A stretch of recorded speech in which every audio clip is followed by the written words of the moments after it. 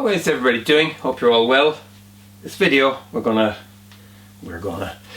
take a look at the Fender Noventa, Tele and Strat 1 year on. I bought this just over a year ago, and I bought this one in November, so I have them around a year. I really love them. They're probably the two nicest guitars I ever bought. Number one, they've got these P90 pickups which I've never had, and I absolutely love the sound of the P90. The Telecaster looks really primitive. It's just got volume, tone, 3 saddles, 1 P90, just really stripped back. Beautiful guitars. And also they have satin necks with satin fingerboards, but they're tops, they're glued on, so they're maple tops glued on, and never had a guitar like that before. I've had rosewood obviously, but never with the maple, so absolutely fantastic. The Strat, on the other hand, Seafoam Green, is absolutely beautiful. Typical Fender vintage 6 bent steel saddled bridge, but it is a hardtail, which I really love. I was looking for a hardtail Strat. There's just some ring off it.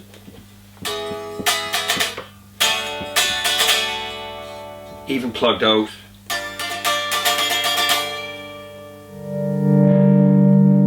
But these things, yeah, you got this beautiful bridge sound. There's a bite off it. I'm running through my Fender 007 Bluesbreaker head and cab, and I'm using the MXR super badass dynamic overdrive. One thing I did notice when I was tinkering around with these for the last 12 months is that the P90s for some reason don't like compression, so it kind of kills them and muffles them, makes them a little bit nasty. Especially when they're clean, they just lack the bite and shine, but you know, they're just...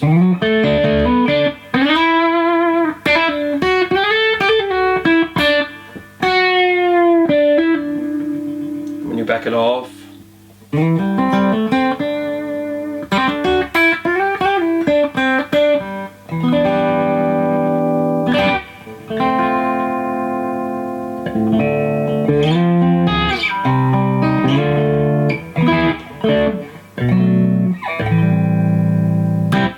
the Strat is probably my favorite out of the two, to be totally honest. It's just definitely more versatile, even though it has only a 3-way switch. This is what the one in the middle is like.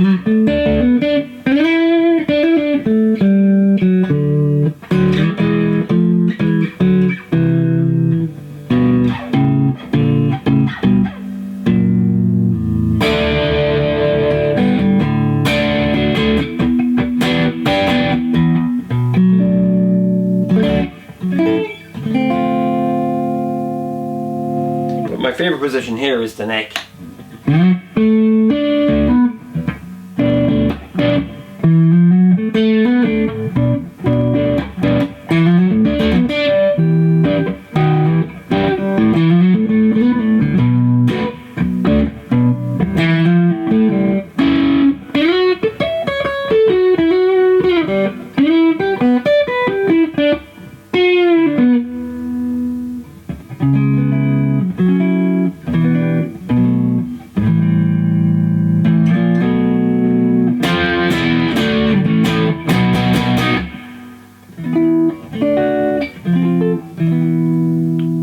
Slightly backed off.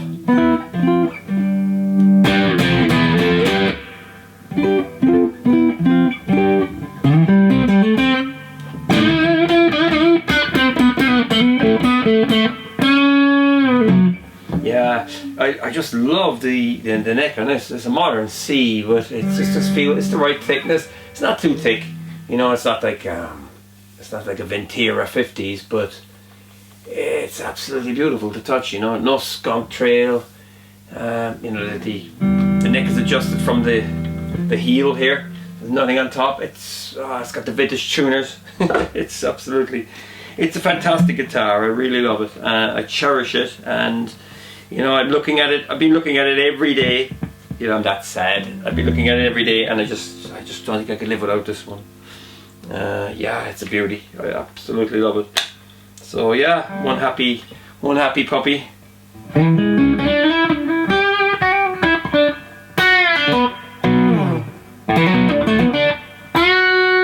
That MXR, super badass dynamic OD as well, is one of the best overdrives I've ever bought. Absolutely sublime.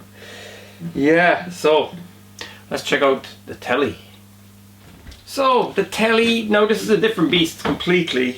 I love Telecasters. It's as simple as that. I just absolutely love them. I don't care what configuration they're in.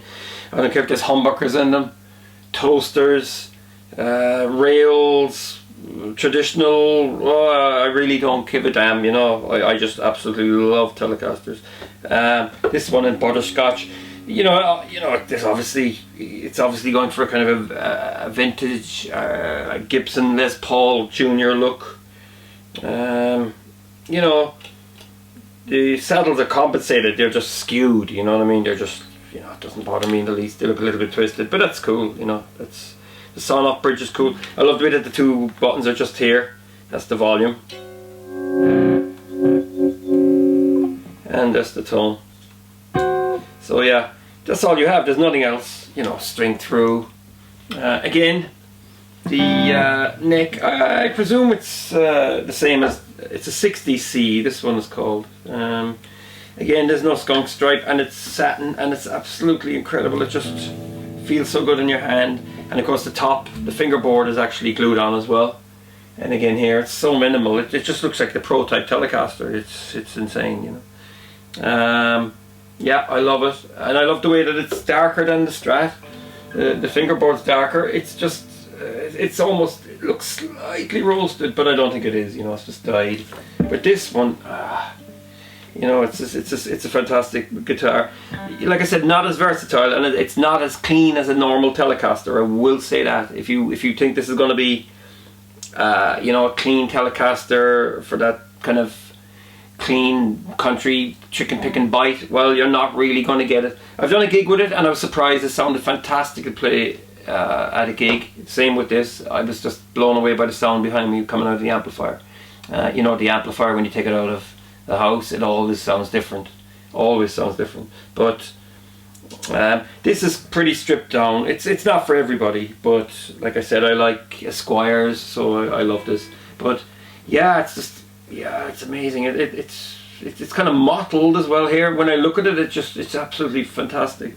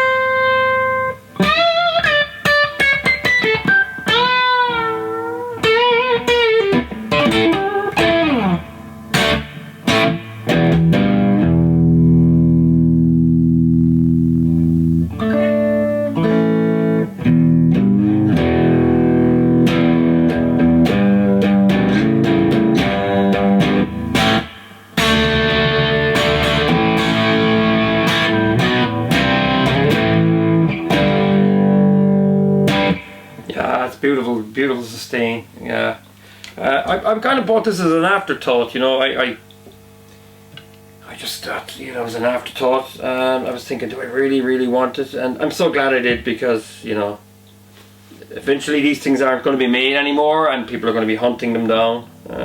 Yeah, everybody seems to love them. You know, there's a lot of videos on YouTube where guys praise them to the hilt, and I'm always looking at people's videos with the Noventas, and I'm also always looking at the Fender Player Lead 2 and 3. They're my two favourite searches all year long. What was I going to say? Yeah, this is a great bare bones.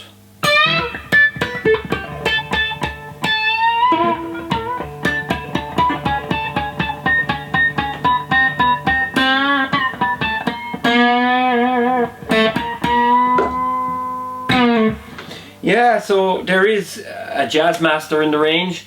I've never owned a Jazzmaster. I never wanted a Jazzmaster. I actually don't like them. But there's something in me that actually likes the Jazzmaster as a very, very basic guitar. I think there's a Jim Root Jazzmaster, which only has the basics, the full-blown Jazzmaster. I mean, there's so many different types, but it has the two big pickups and it has the, you know, the amazing tremolo. But it has these switches here and up here, you know, all that kind of part. But I think the Noventa Jazzmaster is quite basic. It's got a 3-way switch and it's got 3 P90s. Now, it looks overloaded, but the walnut model, even the Fiesta Red model, looks fantastic.